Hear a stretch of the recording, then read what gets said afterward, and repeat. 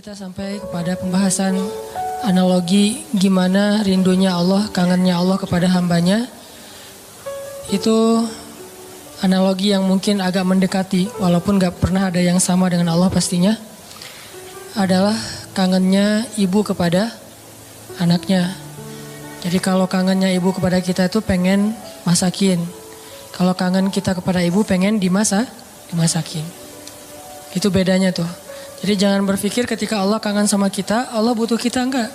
Justru Allah kangen sama kita karena pengen ngasih ke kita kebaikan-kebaikan. Allah kangen kepada pendosa bukan kangen karena dia orang soleh, enggak. Karena Allah sayang sama dia.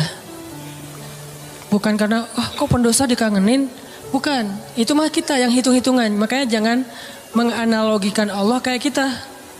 Seperti kita bilang, kan suka ada yang ngomong gini, ke Allah mah gak usah banyak minta, gak enak, mending beribadah aja. Emangnya Allah tuh akan berat kalau kita minta? Kan enggak. Justru meminta kepada Allah itu ibadah. Jadi makin banyak berdoa tuh makin banyak pahala. Karena berdoa dalam agama kita itu bagian dari ibadah. Cuman namanya bukan ibadah muqayyad. Ibadah muqayyad itu kayak sholat 5 waktu, udah jelas waktunya, jelas cara-caranya. Ibadah mutlak. Arti mutlak itu lebih bebas. Kapan aja yang dibaca bisa apa aja, bahkan kadang-kadang agak-agak capruk dikit dalam berdoa mah nggak masalah ya. Kenapa dia capruk? Karena nggak hafal bahasa Arabnya. Akhirnya yang didoain sebisanya dia aja, nggak apa-apa semampunya. Jadi berdoa kepada Allah itu ibadah dan Allah senang banget dimintai. Sampai Allah tuh ngerasa malu kalau ada yang meminta, terus kita Allah nggak mengabulkan, Allah malu tuh. Allah punya malu, justru Allah maha pemalu. Banyak hadis-hadis Allah pemalu kan? Di antaranya kayak hadis Nabi pas Utsman datang ke rumah Nabi dalam keadaan Nabi sakit. Pas Abu Bakar datang, Nabi nggak pakai baju atau pakai baju tapi nggak terlalu rapi gitu, biarin aja. Umar biarin aja. Begitu Utsman yang bilang salam, Nabi langsung rapi-rapi. Udah semuanya rapi, baru Utsman dibukain pintu. Ditanya kok gitu-gitu amat sama Utsman? Dah kita mah nggak gitu. Kata Nabi, jangankan saya, Allah aja malu kepada Utsman. Terus Allah juga malu dalam hadis Nabi, sesungguhnya Allah malu kalau ada hambanya mengangkat kedua tangannya. Ini juga dalil bahwa berdoa boleh mengangkat tangan. Jadi nggak perlu diperdebatkan lah. Nggak angkat tangan boleh, menelunjuk juga boleh. Menelunjuk jangan pakai analogi culture manusia. Kalau culture manusia gini tuh merintah kan ya. Tapi kalau culture agama ini bukan merintah. Cuma Allah doang yang saya berharap gitu maksudnya. Doa kok gitu sih kayak merintah Allah. Enggak, ini mah pakai perasaan kita. Kalau pakai perasaan agama mah enggak gitu. Kan Nabi kadang berdoa gini, kadang berdoa emang enggak pakai ngangkat tangan. Kapan tuh?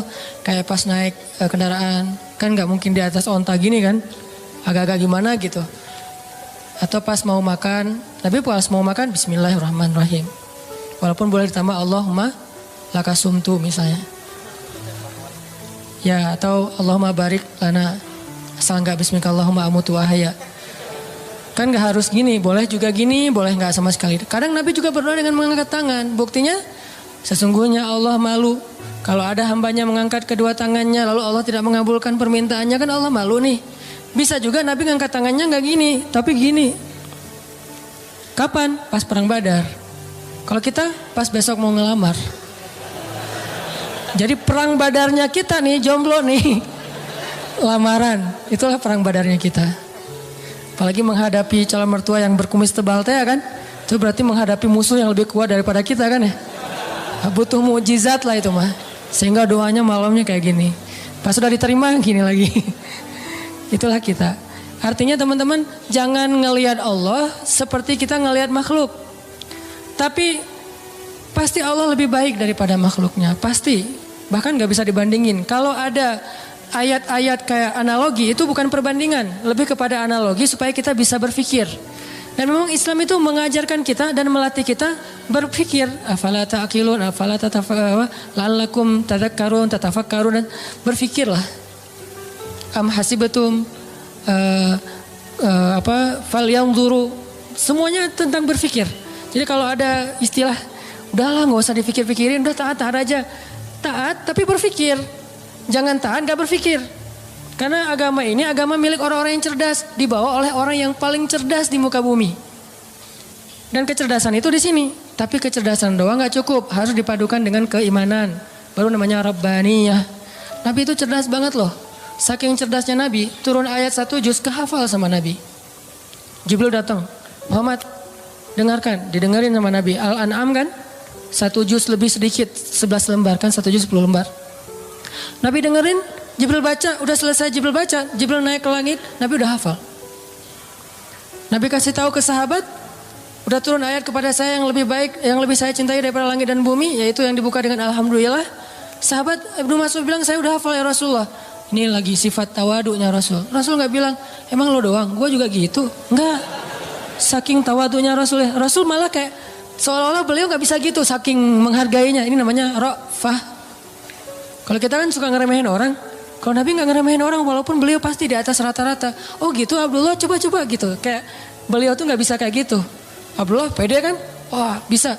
Tapi Abdullah tahu lah Nabi pasti hafal karena Nabi gak bisa baca. Kalau Abdullah mengulang hafalan itu dari Nabi mendengar, gimana kalau Nabi gak hafal? Kan Nabi membacakan dulu di antara para sahabat. Gak ada satu huruf pun yang salah yang dibacakan Nabi. Padahal cuma sekali dengar nih. Berarti Nabi itu orang cerdas. Hafalannya kuat. Dan lagi-lagi jangan ngelihat kecerdasan hanya dengan bisa baca tulis.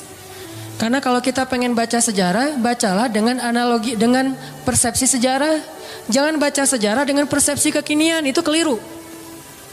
Saya nggak bilang salah ya, keliru. Karena salah dan keliru itu beda. Kalau salah dalam bahasa fikih namanya batil. Benar, hak. Kalau keliru, khata, benar, sawab. Itu keliru kalau kita membaca sejarah, tapi pakai persepsi kekinian. Contoh, katanya pinter, tapi kok nggak bisa baca tulis? Karena di zaman sekarang pintar itu dilihat dari kemampuan membaca dan menulis. Di zaman dulu culture-nya belajar itu nggak lewat baca tulis. Di zaman Nabi dulu belajarnya lewat menghafal. Jadi orang yang pintar di zaman itu adalah yang bagus hafalannya. Orang yang pintar di zaman sekarang adalah yang paling pintar nulis dan membacanya. Bahkan zaman now mah udah nggak baca tulis. Udah lebih ke aplikasi. Udah lebih ke otak-atik. Bahkan kadang-kadang nggak aplikasi, googling aja. Saking simpelnya. Jadi orang yang mungkin sekarang dianggap agak kekinian, gak pintar lagi istilahnya kekinian. Kalau dia dengar ceramah udah pakai misalnya streaming. Atau kalau dia lihat langsung dia pakai recording. Kalau dulu gak pakai recording aplikasi, recordingnya di sini. Sehingga culture, model belajar di zaman Nabi dengan zaman sekarang berbeda. Sehingga kita gak boleh menjudge sejarah dengan persepsi kekinian tuh gak boleh. Sama kayak kita menjudge Nabi menikah dengan anak di bawah umur dengan persepsi kekinian. Memang 12 tahun itu atau 11 tahun di zaman sekarang itu di bawah umur. Tapi di zaman itu coba kita baca sejarahnya lebih lengkap deh. Aisyah sebelum dilamar sama Nabi itu udah khitbahan loh. Udah jadian. Sama siapa? Sama anak seorang laki-laki yang belum beriman. Namanya anak Mut'im bin Adi.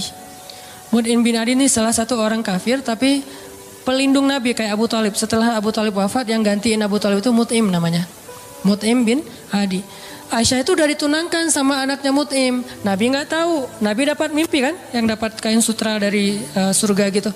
Nabi datang kepada Abu Bakar bilang, ya Abu Bakar saya bermimpi melamar Aisyah anakmu. Bagaimana pendapatmu? Abu Bakar diam-diam pergi ke Mut'im. Karena Abu Bakar sendiri kalau dilamar Nabi siapa yang bisa nolak kan ya? Nabi yang ngelamar kan? Jangankan untuk Nabi, untuk siapa dulu teh? Julaibib aja diterima kan ya? Apalagi sekarang untuk Nabi nih. Akhirnya diam-diam Abu Bakar datang ke Mut'im. Angkat dong teleponnya, karena gak diangkat-angkat dari tadi teh. Pas diangkat, udah apa Abu Bakar? Ini ada masalah nih, yuk kita ketemuan. Ya udah di kafe mana? Itu dekat SM aja gitu. Ketemuan kata Abu Bakar, Mut'im ini gimana nih, saya galau berat, saya gak enak sama kamu, emang ada masalah apa? Kan kita udah lama berteman, biasa aja lah gitu. Kata Abu Bakar, Muhammad kamu tahu kan? Oh ya siapa yang gak tahu, Muhammad kan ya orang yang paling mulia di Mekah, dia ngelamar Aisyah. Mut'im senyum, bukan kaget, bukan dasar tuh orang, enggak, senyum. Jadi yang bete Muhammad menikah dengan Aisyah itu justru harusnya kan Mut'im kan? Bapak calon mertuanya anak Aisyah gitu. Kenapa kita yang bete nih? Orang kita nggak ada hubungan apa-apa dengan Aisyah. Akhirnya Mut'im senyum. Terus Mut'im bilang, kata Abu Bakar, terus gimana menurut kamu ya Mut'im? Kata Mut'im, ya Abu Bakar, kalau gitu kita batalkan pertunangan anak kita. Sesungguhnya Muhammad lebih layak untuk Aisyah daripada anak saya. Jadi secara culture Aisyah itu emang udah waktunya menikah di waktu itu. Tapi kalau kita ngelihatnya dari angle kekinian, itu di bawah umur. Makanya jangan menjudge sejarah dari angle kekinian. Itu nggak fair. Banyak lagi adegan-adegan sejarah. Ini yang kita belajar di Al-Azhar itu kayak gini nih, belajar berpikir, belajar berfilosofi. Kalau orang bilang filsafat itu nggak butuh, nggak, tergantung filsafatnya. Karena ada filsafat Islamiyah, ada filsafat Gharbiyah. Kalau Gharbiyah itu Western lah, filsafat sekuler. Tapi kalau Islam juga berfilsafat, ternyata gitu ya. Baca tafsir juga butuh filsafat. Saya kalau baca Al-Quran yang ada tafsirnya atau nggak pakai tafsir, misalnya baca Quran beberapa ayat yang udah ngerti gitu ya. Subhanallah, ketika kita berpikir tentang Al-Quran, kebayang hal yang luar biasa tentang kebesaran Allah. Itu luar biasa loh. Kayak saya pernah bilang ayat Allah tuh zatnya, kalau kita ke teman bilangnya orangnya gitu ya. Allah itu zatnya nggak enakan. Apa bukti Allah nggak enakan? Tuh buktinya tuh ayat sebelum tentang pengubahan kiblat. Allah mengatakan Raufun, dirinya tuh Rauf. Artinya Rauf itu nggak enakan. Apa wujud nggak enakan Allah? Salah satunya ayat tentang puasa. Itu Allah nggak enakan banget tuh. Mau nyuruh kita puasa aja, perintahnya satu, tapi bahasa-bahasa untuk seolah-olah memotivasi kita itu satu lembar loh. Ya ayyuhalladzina amanu kutiba alaikumusiyam. Makanya bacanya jangan ya ayyuhalladzina amanu, beda itu, beda intonasi, beda pesan. Tapi kalau kita baca ya ayyuhalladzina amanu, kan kata Nabi, bacalah Al-Quran dengan suara sedih kan, bukan dengan suara teriak. Kadang kita ya ayyuhalladzina amanu, tergantung khotibnya kan ya. Padahal kadang ayat itu turunnya nggak gini, tapi santai turunnya. Ya ayyuhalladzina amanu kutiba alaikumusiyam. Wahai orang yang beriman, diwajibkan bagi kalian berpuasa. Tapi coba perhatikan kalimat berikutnya. Kayak Allah gak enakan banget. Kama kutiba alal ladzina min qablikum. Seperti telah diwajibkan kepada orang sebelum kalian. Seolah-olah Allah ngomong gini. Puasa ya, tapi gak usah khawatir, bukan kalian doang yang disuruh, yang lain juga disuruh gitu. Kayak kita bilang ke teman kita nih, lagi ada event, kita jadi panitia gitu.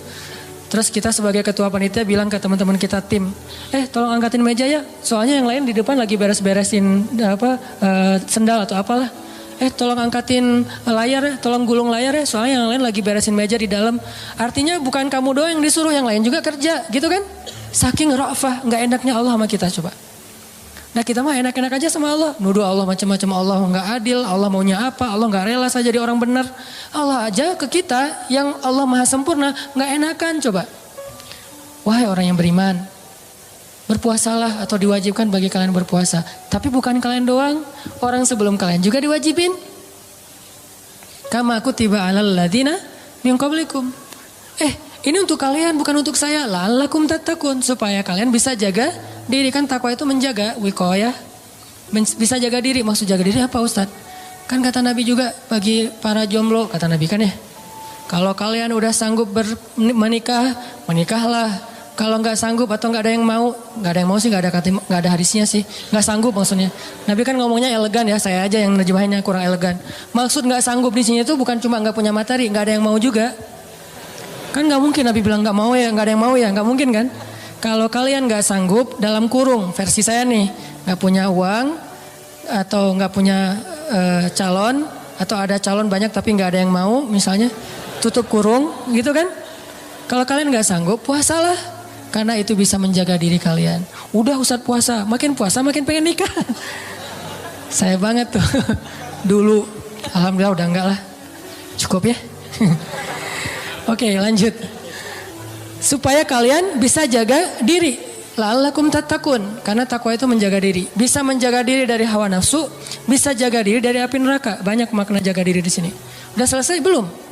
Allah masih ngomong gini, ayyamam ma'dudat, gak usah khawatir, gak lama kok, cuma beberapa hari. Kenapa Allah gak bilang aja 29 hari atau 30 hari? Kenapa bilang beberapa hari? Kenapa Allah gak bilang 1 bulan? Kan puasa 1 bulan kan? Kenapa gak bilang syahran wahidan? Kenapa ayyaman ma'dudat? Karena pengen ngasih angle bahwa ini ringan, cuma beberapa hari doang kok. Lagian puasa kan bukan bulanan, harian. Sanggup gitu puasa bulanan? Sahurnya tanggal 1, buka puasa tanggal 29 gitu. Gak sanggup, makanya Allah bilang ayam, beberapa hari. Ini yang saya belajar di Al-Azhar. Jadi saya merasa bersyukur, bukan ngelebih-lebihin ya. Pasti kampus-kampus yang lain juga keren-keren. Cuma karena saya nggak ngerasain, saya taunya Al-Azhar. Di Al-Azhar itu kita belajar detail banget. Kenapa saya bilang ada S2, S3 cuma satu huruf Al-Quran jadi dapat tesis, disertasi. Karena yang dipelajari itu detail. Ngapain gitu-gitu amat sih, udah tahan aja. Enggak, kalau yang mau tahan aja nggak usah berpikir. Tapi berpikir supaya kita bisa menjadikan agama ini sebagai rahmat, sebagai solusi buat kehidupan kita. Ini bedanya belajar Al-Azhar dengan di beberapa tempat ya. Kalau di beberapa tempat belajar fikih itu lebih kepada produknya. Produk fikih. Halal, haram, boleh nggak boleh, itu kan produk fikih kan. Kalau di Al-Azhar bukan belajar produk, belajar cara memproduksi. Mesinnya dipelajari. Sehingga ketika ada masalah baru, mesin ini tinggal diulik dikit, produksi yang baru. Kayak tadi misalnya bikin apa gitu, ternyata udah berubah zamannya. Udah seleranya udah nggak kayak gitu lagi, akhirnya digantilah, bikin lagi yang baru. Tetap mesinnya sama, cuman dia bisa beradaptasi dengan kebutuhan pasar. Itu bedanya di Al-Azhar. Kita belajar mesin fikih. Bagaimana memproduksi fatwa kalau di bidang fikih. Kalau di tafsir, bagaimana mengambil ayat terus jadi kesimpulan berfikir. Jadi berfikir dengan Al-Quran, bukan berfikir dengan menurut saya, enggak. Pola fikir kita tuh dibangun di Al-Azhar. Sehingga pas kita dengerin dosen ngomong, bener-bener tuh calangapan bener tuh. Karena ilmu dosen-dosen di sana tuh luar biasa. Kalau ngomong tuh kayak seolah-olah dia udah kuasai seluruh Al-Quran. Jadi Al-Quran itu diambil tuh sepotong-sepotong dikumpulin, jadilah satu menu makanan. Tuh gitu di Al-Azhar teh. Intinya yang saya pengen sampaikan kepada teman-teman, jangan ngelihat Allah kayak ngelihat makhluk. Karena nanti jadi salah paham. Jangan banyak mintalah, gak enak sama Allah. Justru Allah itu gak enak kalau gak diminta. Allah senang banget kalau kita minta. Dan Nabi yang paling banyak meminta ke Allah namanya Ibrahim. Sehingga disebut Inna Ibrahim la'awwahun halim. Apa arti awwah? Bukan awwah ya. Awwah artinya da'a, suka berdoa. Dan di Al-Quran itu Nabi yang paling banyak kalimat doanya kan Ibrahim kan. Dikit-dikit ya Rabbi, ya Ilahi, ya Allah. Selain Musa, awwahun da'a, suka berdoa. Gitu juga tadi dalam kasus surga neraka. Ada orang bilang, saya emang gak takut sama neraka. Setan aja, iblis takut sama neraka. Kita lebih garang daripada iblis? Enggak. Iblis itu udah paling, kalau dibilang bejat, paling bejat mah iblis. Udah gak ada lagi lebih bejat daripada iblis. Nah gua mah lebih bejat dari iblis, gak ada. Iblis itu paling bejat tuh udah. Jadi kalau ada manusia gimana pun dia bejat masih kalah sama iblis. Yang paling soleh itu adalah Muhammad SAW. Walaupun yang paling suci adalah malaikat. Tapi yang paling soleh, beda suci sama soleh ya. Karena orang soleh bisa aja ada kesalahan. Nih berpikir nih. Orang soleh tetap ada kesalahan. Kalau suci gak ada kesalahan. Dan gak ada manusia yang suci. Yang ada manusia yang soleh. Nabi bukan suci, maksum, terjaga. Kesalahan tetap ada, tapi bukan dosa. Karena Nabi tidak berbuat dosa, karena maksum. Tapi kesalahan, beliau bermasam muka. Beliau salah memutuskan tentang perkara tawanan perang dalam perang surat Al-Anfal. Beliau salah misalnya keliru. Bukan salah, keliru dalam masalah sikap kepada orang-orang yang belajar kepada beliau. Terus didatangin orang-orang kafir Quraisy yang belajar suruh mojok dulu, ditegur sama Allah. Ayat teguran ke Nabi itu banyak loh. Termasuk beliau karena pengen nyenengin istri-istrinya lagi cemburu. Nabi bilang ya udah deh, saya gak akan minum madu lagi. Kan baru pulang nih dari rumah salah satu istrinya. Ketemu istri yang Aisyah.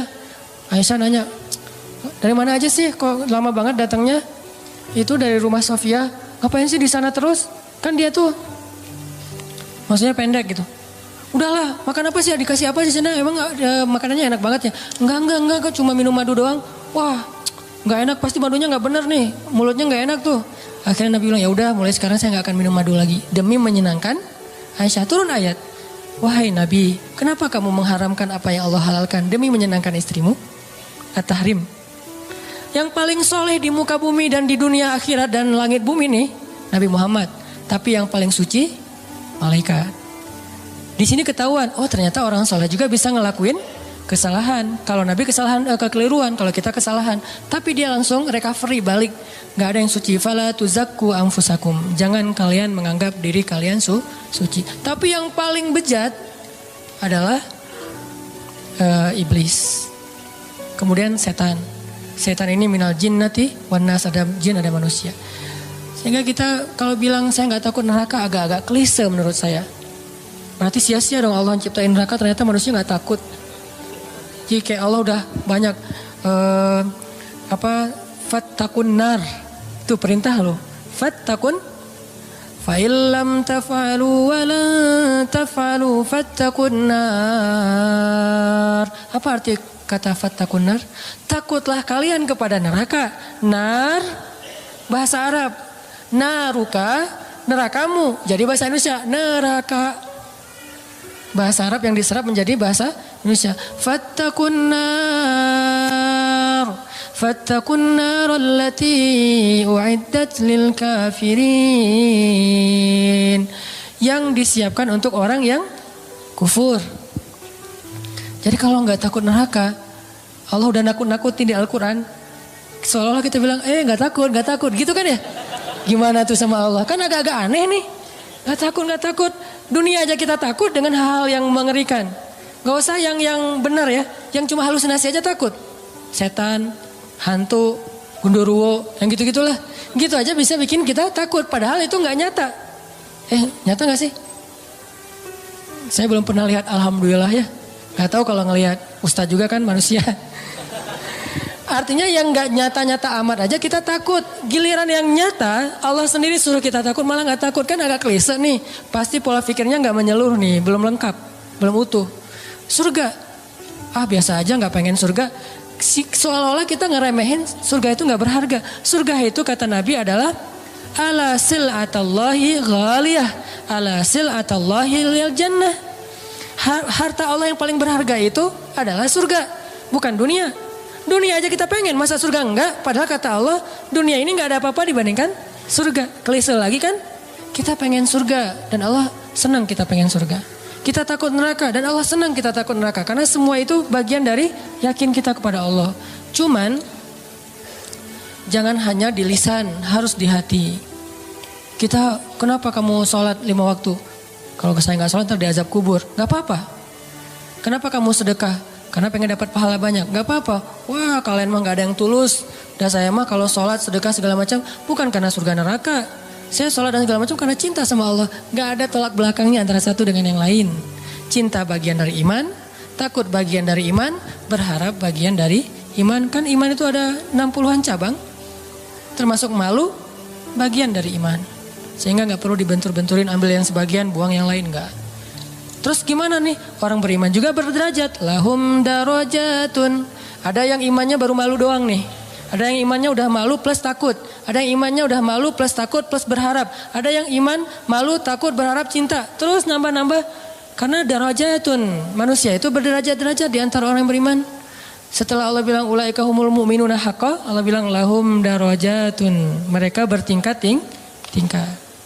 Jadi teman-teman, coba kita bayangin bahwa Allah itu emang kangen sama kita. Allah tersenyum kepada hambanya. Dulu ada beberapa orang yang mungkin karena salah paham maksud saya. Pernah dalam tanda petik tahzir lah ya. Dulu saya pernah mengalami masa-masa tahzir tapi dicuekin. Katanya Allah senyum. Apa Anda waras? Allah kok senyum? Ada banyak hadis Allah tersenyum. Salah satu hadis Allah tersenyum itu hadis tentang doa safar kan? Ketika Ali bin Abi Thalib naik ke atas kendaraan bilang Allahu Akbar. Duduk di atas kendaraan mengatakan Alhamdulillah. Ketika mau udah jalan baca Subhanalladzi sakhkhara lana hadza. Kemudian di akhirnya Rabbi zalamtu nafsi zulman katsira fa innahu la yaghfirudz dzunuba illa anta faghfirli. Fama yaghfirudz dzunuba faghfirli maghfiratan min indika warhamni. Lalu setelah baca itu Ali tersenyum. Orang yang bawa onta atau kudanya Ali ngelihat, "Ya Ali, kenapa Anda tersenyum?" Kata Ali, "Karena saya melihat Rasulullah juga tersenyum dulu setelah membaca doa ini." Lalu saya tanya ke Rasul, "Kenapa Nabi tersenyum?" Kata Nabi mengatakan, "Karena setelah membaca doa ini Allah tersenyum." Kapan Allah tersenyum? Ketika kita beristighfar. Jadi kalau kita beristighfar teman-teman, Allah senyum. Cuman gimana senyumnya Allah? Laisa kamitslihi syai'. Allah gak sama dengan makhluk. Cuman kita yakin Allah tersenyum. Gimana bentuk senyumnya gak usah dibayang-bayangin. Allah senyumnya gini gak ya? Enggak usah dibayang-bayangin. Allah senyumnya gini atau yang flat tapi banyak kelihatan gigi gitu kan, kayak emoticon gitu. Enggak lah, gak usah dibayangin. Pokoknya senyum weh. Allah senyum artinya Allah senang. Termasuk kayak ada hambanya yang bertobat, Allah tuh bahagia. Saking bahagianya lebih daripada orang yang ketika dapatin onta yang hilang, terus dia bilang, Allah anta abdi wa ana rabbuk. Ya Allah, engkau lah hambaku dan aku Tuhanmu. Ngomongnya salah saking bahagia. Allah lebih bahagia dari orang itu terhadap orang yang bertobat. Berarti kan Allah emosional ya. Allah itu emosional. Bahagia, marah, senang, cinta, tersenyum, emosional. Cuman emosi Allah itu maha sempurna, gak seperti makhluk.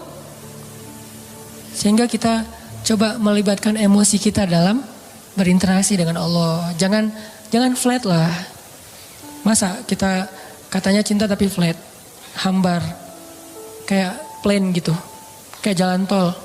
Kan gak enak ya. Pernah kenal ada orang yang flat? Sama teman misalnya flat banget tuh.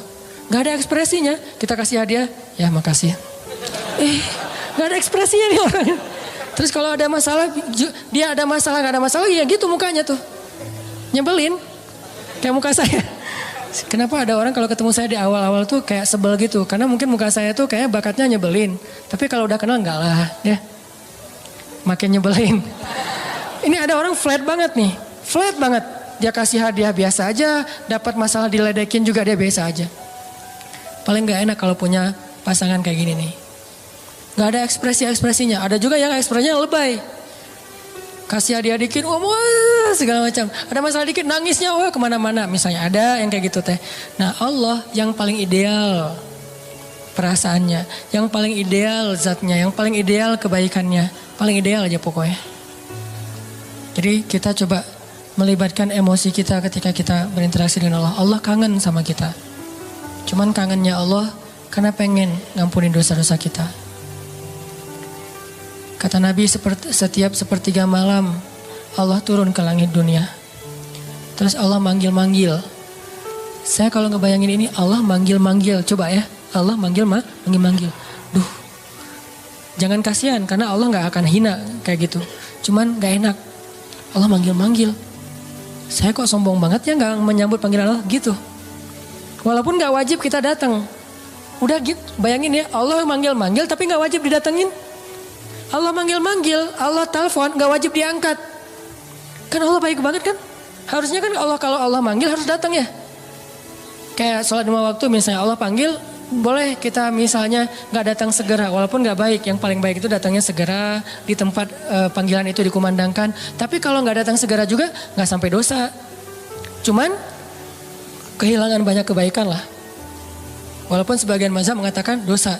Tapi saya cenderung kepada mazhab yang mengatakan bukan dosa. Sunnah muakkadah. Tapi kalau keseringan gak datang. Diragukan keimanannya. Agak-agak mirip munafik nih. Kalau sering gak datang. Allah tuh toleran banget. Hayya 'alas shalah. Kita lagi sibuk kerjaan nih. Gak datang. Allah gak marah sama kita.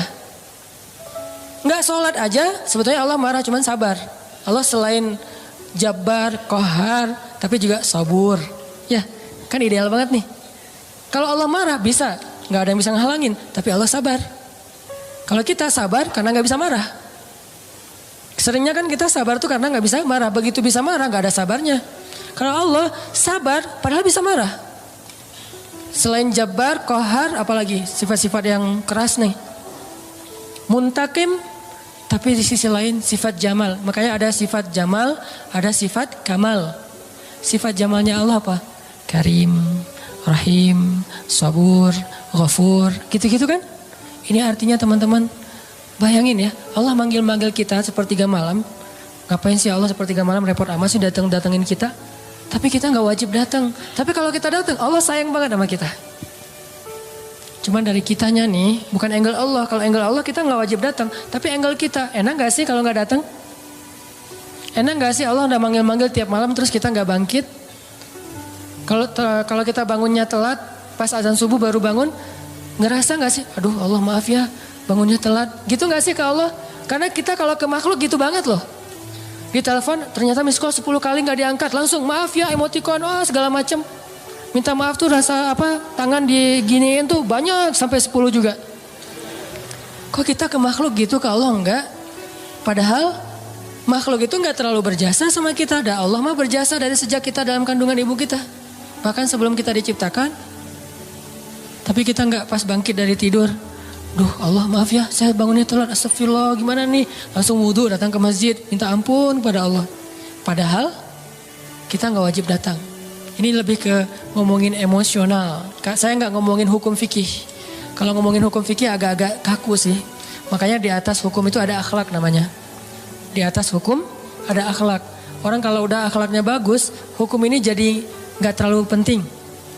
Mudah ngamalin hukum tuh kalau akhlak moralnya udah kayak orang disiplin. Kan nggak perlu timer lagi kan. Udah disiplin, nggak perlu lagi ketat. Hukum itu dibikin ketat karena orangnya nggak disiplin. Ketika orangnya udah disiplin, udah akhlaknya, moralitasnya, lifestyle-nya udah bagus, hukum gak terlalu ketat juga gak masalah. Yang saya pernah cerita tuh, di Jepang, di baggage claim, baggage belt itu, tempat ngambil bagasi, itu gak ada yang jagain, gak ada polisi, gak ada petugas, cuma pakai garis doang. Garisnya juga kecil, gak pakai pagar segala macam. Kadang-kadang kan udah pakai pagar juga didobrak kan ya. Ini garis, kenapa jadi ringan gitu? Karena orangnya udah bagus moralnya. Berarti di atas hukum ada moralitas. Di atas fikih ada akhlak. Moral itu, akhlak itu di atas ilmu. Orang punya ilmu tapi gak berakhlak agak kurang pas. Sehingga ini nih bedanya hukum fikih sama akhlak nih. Anjing hukum fikihnya apa? Anjing hukum fikihnya bukan haram, najis. Makan anjing, hukum fikihnya haram. Anjingnya najis, beda ya. Makan anjing sama anjingnya. Anjing dalam fikih itu najis. Kena liurnya najis. Memakannya haram. Tapi dalam moralitas, dalam akhlak, ngasih minum anjing yang kehausan masuk surga. Islam itu ideal teman-teman, gak usah khawatir lah. Gak usah takut dengan hukumnya, lupa dengan moralnya. Padahal moral Islam itu jauh lebih keren dan mempackaging hukumnya. Anjing itu najis. Kita nggak boleh kena liurnya. Walaupun boleh memelihara anjing untuk berburu. Misalnya untuk penjaga. Bukan untuk sekedar lucu-lucuan ya. Karena dulu mungkin nggak ada anjing kayak apa. Yang lucu-lucu kayak sekarang kan ya. Di salon gitu kan ya. Biaya anjing aja. Kalau di New Zealand kata teman saya tuh. Kucing aja di sana tuh pakai sertifikat. Kalau ada orang.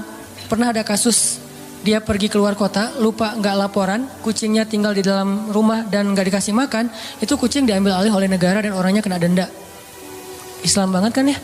Islami banget kan? Kan ada hadis Nabi yang bilang yang perempuan yang dilihat di dalam neraka gara-gara membiarin kucingnya meninggal nggak dikasih makan, ditinggalin beberapa hari keluar kota, nggak tahu dia lagi traveling kemana gitu si cewek itu teh. Itu kan terjadi kan ya? Nah anjing najis, anjing haram, tapi ngasih minum anjing yang kehausan itu masuk surga. Yang ngasih minumnya siapa? Bukan orang soleh. Kalau orang soleh, itu mah amal pelengkap. Bukan, orang yang baru bertobat dari dosa zina. Bukan pezina ya. Karena orang kadang-kadang suka jadi modus tuh. Tuh pezina aja masuk surga. Mana ada pezina masuk surga? Yang ada orang yang bertobat dari zina masuk surga. Orang yang bertobat dari membunuh masuk surga. Gak ada pembunuh masuk surga, gak ada itu. Kalau gitu buat apa kita beramal soleh kalau semua juga masuk surga, gak ada keadilan atuh. Allah kok menciptakan neraka sih, katanya pengasih penyayang, kok ada neraka? Surga neraka adalah bentuk keadilan, karena tanpa surga neraka tidak ada nilainya kebaikan. Ngapain kita harus jadi orang baik, toh gak akan dibalas juga sama Allah? Ngapain kita takut berbuat dosa, kan gak akan diazab juga sama Allah? Maka kemana larinya para pembunuh? Kemana larinya para begal? Kemana larinya orang-orang yang menzalimi orang lain? Terus di mana hak para korban? Kalau tidak ada surga neraka. Tapi kalau sudah diadili di dunia dengan cara-cara yang Allah ridhoi, selesai nggak ada urusan lagi dengan surga neraka. Misalnya pembunuh dikisos, maka dia masuk surga.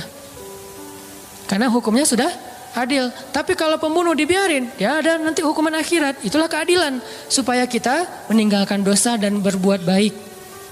Ya, kalau katanya Rahman Rahim tapi ciptain neraka. Ini agak-agak belum sempurna nih pola berpikirnya nih.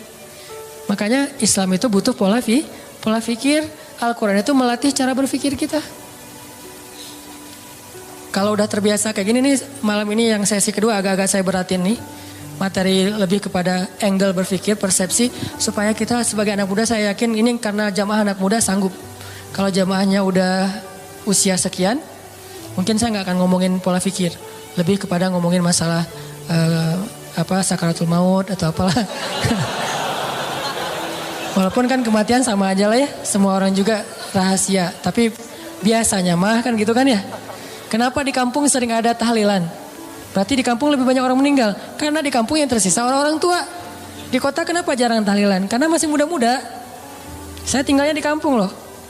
Satu tinggal di kampung, satu tinggal di kota. Ya gitu aja, gak usah dijelasin. Kenapa saya milih kampung? Memang kita senang suasana di rumah saya kan belakang tuh ada kayak backyard gitu kan. Ada kayak kebun kecil. Terus kita kalau sholat duha, kalau ngomong tahajud kan riya duha aja lah yang semua orang juga bisa. Duha itu di kebun. Karena salah satu hobinya Abdullah bin suaminya Asma bin Abu Bakar siapa? Zubair. Abdullah bin Zubair itu hobinya sholat di bawah langit kalau duha. Akhirnya kita kalau duha sesekali itu sholatnya di kebun. Sengaja milih yang Cihanjuang atas yang airnya masih mau mandi aja sayang nih air terlalu bening nih dipakai mandi gitu kan ya. Layak diminum. Cihanjuang atas sama yang agak di perkotaan. Kalau di perkotaan biar mudah aktivitas. Kalau yang di atas biar tenang. Di atas hampir tiap bulan ada kasus orang meninggal. Kenapa? Di kampung. Saya nggak ngambil kompleks, sengaja ngambil kampung. Kalau di bawah jarang ada yang meninggal. Kenapa? Anak-anak muda. Walaupun tetap rahasia Allah.